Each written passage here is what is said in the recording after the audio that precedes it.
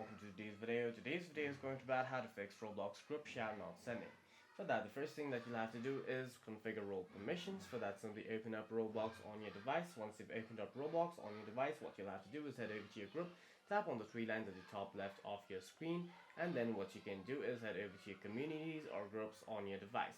Once you're over here, you must make sure that you have the permission to send a group shout inside your group.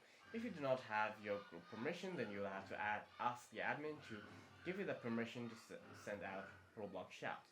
However, if you have the permission and are still not being able to send it out, what you can do is head over to your quick settings, head over to settings on your device, tap apps, tap on Roblox, hit storage and cache, clear the cache for Roblox, head over to your recent apps, close all apps, reopen Roblox on your device, and if that too does not work, head over to your app drawer, search for Roblox, long press on it, uninstall it on your device, and reinstall it from the Play Store and try again.